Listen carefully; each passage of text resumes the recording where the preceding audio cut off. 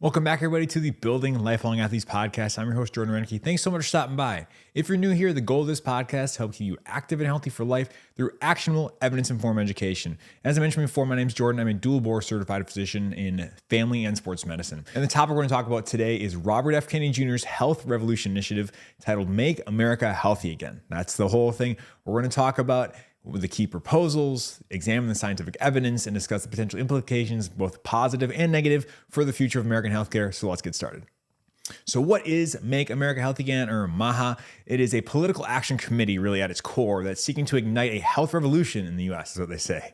Their goals are to end corporate control of government agencies and support candidates who prioritize public health and sustainability. Obviously, the figurehead of this is RFK Jr. If you haven't heard of RFK Jr., he's a politician and he's kind of heading this. But MAHA itself is actually a political action committee saying, hey, we want to do this. And it's a grassroots movement working to empower voters and shift the political landscape to put people's health first is what they're saying. And, it's a energetic rally cry saying, make America healthy again. And supporters are coming along to advocate for this. But once again, the actual MAHA is a political action committee. And before the election, they said, hey, they'd support whoever supports these candidates. Obviously, it's kind of gotten tied with RFK and the Trump administration.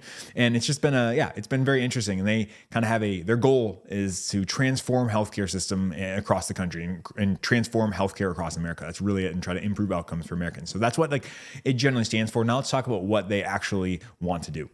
So they've kind of explained 5 key pillars of their mission, right? So MAHA has 5 missions. These are, talking about the chronic disease epidemic, regenerative agriculture, habitat preservation, combating corporate corruption, and removing environmental toxins. So that's kind of their pillars that they're on. And each of these pillars represents a critical area that they are focused on addressing in order to create a healthier, more sustainable future in their opinion. And we're going to dive more into each one of these and explain why they're so important to the work. But understand that this is where they're coming from. These 5 pillars is really kind of important, right? So once again, these are, the chronic disease epidemic, regenerative agriculture, habitat preservation, combating corporate corruption, and removing environmental toxins. Everything they talk about kind of stems from there. So we're going to go through here and talk more about those things individually, but this is the core tenet of their entire idea. And so I'm just kind of breaking this down from my perspective, what I see as a physician and, what people are saying. And, there's a lot of people talking good and bad on the right and left about these proposals, but I'm kind of break it down here. This is an initiative that has very, very much, there's several positive aspects that are worth highlighting, I think. I think first of all, it has a strong health focus, which is great, addressing a growing epidemic of chronic disease in our communities, which is awesome. They're saying we want to promote healthy lifestyles and nutrition, and overall they want to improve well-being. I think that's a slam dunk. I think anybody's going to argue with that, right? If you were saying, hey, I want to decrease the chronic disease burden of America, if someone's like, no way, I'd question that person's sanity. But yeah, I think it's a great thing that we want to do that. How we're going to get there, we'll talk more about that in a little bit, but that's a good goal that I think everybody can agree on. On top of that, they support sustainable agricultural practices, which this encourages regenerative farming methods that protect the land and the environment for long-term use. And I think nobody's going to be like, no, that's bad. I think that's also a good thing to make sure that for generations we have healthy farmland and ways to regenerate our farming communities.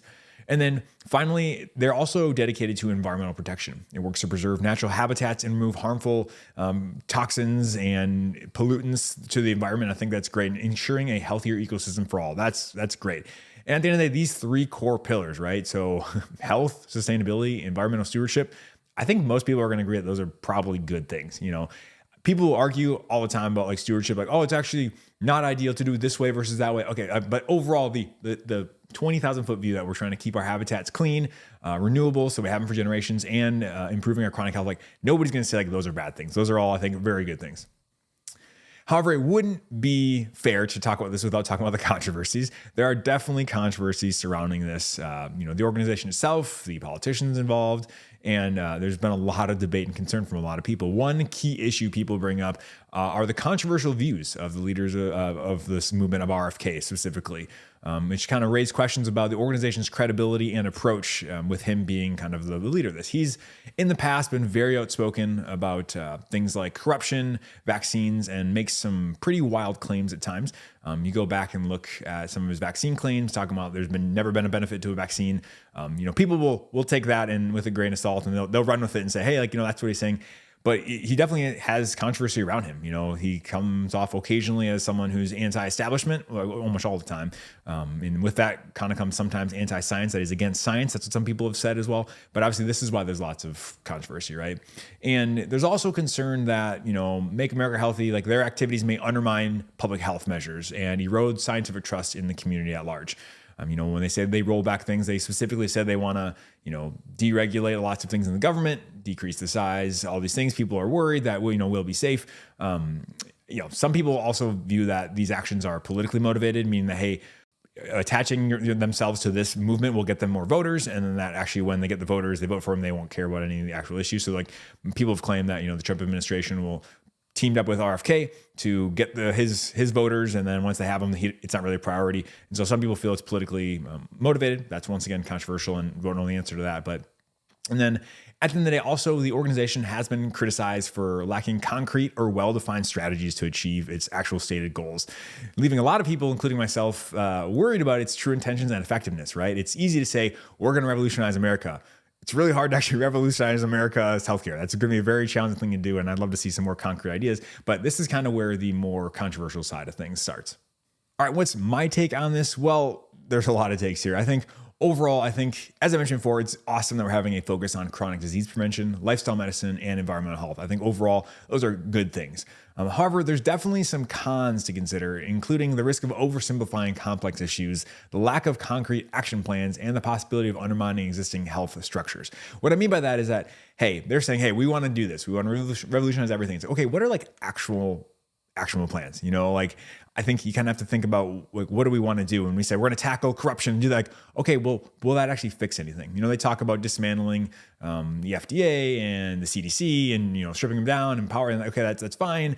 But like, is that actually going to lead to better health outcomes? Like we have no idea, and we're not doing this thing systematically. We're just saying we're going to dismantle things. So we need to like figure out what's actually going on here. And on top of that as well, like, I think a lot of times what is lost in this is, RFK put out a tweet saying, these are the things we're going to look at. And he talked about, raw milk and ivermectin and hydroxychloroquine and all these things. And like it's very valid to have discussions. I think in 2020 during COVID, I think a lot of people felt hurt by the medical system saying that, when people were saying get vaccines or pretty much die, it could be misleading. And there's a certain population with younger men who maybe didn't benefit as much from the vaccine and they were told that. And there's a lot of stuff going on there. There's a lot of hurt from the medical establishment.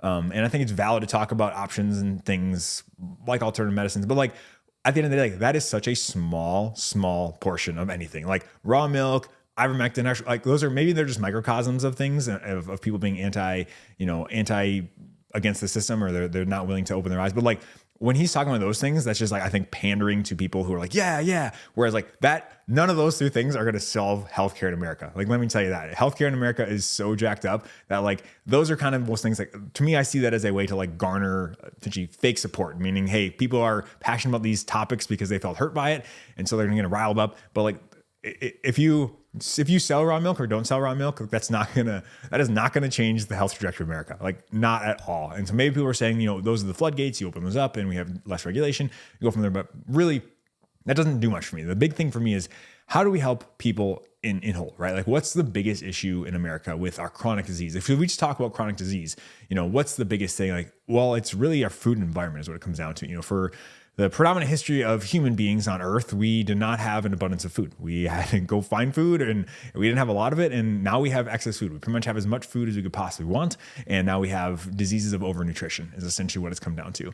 And how do we change that environment? That is what we need to do. And obviously I'm not sitting here with proposals saying, hey, I have a perfect solution. So I'm not trying to be hypocritical saying, they have no plan and I don't have a plan, but also it's not my job and it's not my political platform. You better believe if I was running for political platform, I'd have a actual plan of what I want to do. And so that's my biggest concern with this movement is that, hey, like they have these big dreams, it's awesome, but it's really just like smoke and mirrors saying, hey, this is what we're going to do, but are they actually going to do something? So for me, if we're not actually talking about like, how do we change things from the ground up, right? Removing corruption, that's great. I think we can all agree like having corruption in science, in pharmaceuticals, in the FDA, anything like that, that's good. That's cleaning up. That's fantastic. I'm not arguing that.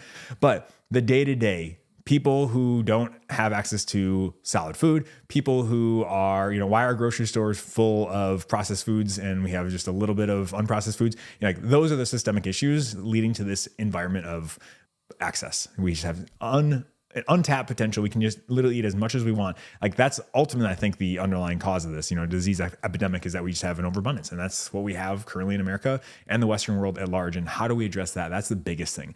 I want to find that, how can we actually get to the root of the problem instead of just pointing fingers and saying it's, the elites causing all these problems. Like, okay, I don't think a top-down approach working at governmental levels or like that saying, hey, we're going to clean things up is going to actually fix day-to-day things. And so I want to see a more concrete plan, but I'm very excited. I'm optimistic for sure. But, I think we need to find a balanced approach that capitalizes on the strengths of the momentum going here, but also having concrete plans.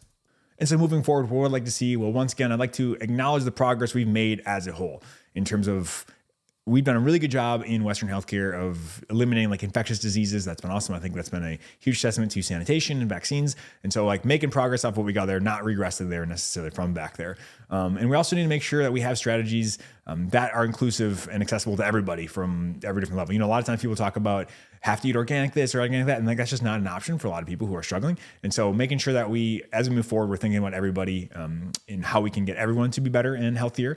And then I think at the end of the day, we need to prioritize the basics, right? Getting enough sleep, regular exercise, and a health promoting diet. These are the building blocks of health. Like how do we implement strategies, and whether it's systematic, whether it's governmental influence, whatever it is, how do we get people to do those main three things? And if you do those main three things, a lot of things are going to fall into place. And if we keep them, keep it simple, that will yield really, really good results. And overall, I didn't want this to be a rag session on this. Overall, I'm actually very encouraged. I think it's awesome that we are having a conversation about how terrible our health is in America.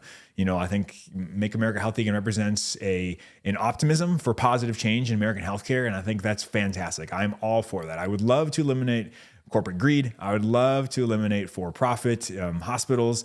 I don't think that those are fantastic. These are just, me talking generally what I've seen in my experience. And so I'm not saying necessarily this is the ultimate way, but I like the general idea of, hey, let's make America healthier again. I wholeheartedly agree. But I think the focus needs to be on addressing the major health factors that affect all Americans rather than getting bogged down on smaller details, which I think we're kind of doing right now. And so I'm excited to see where this goes. I'm excited to see how it's developed. I hope we make positive changes. I hope that we don't swing so far.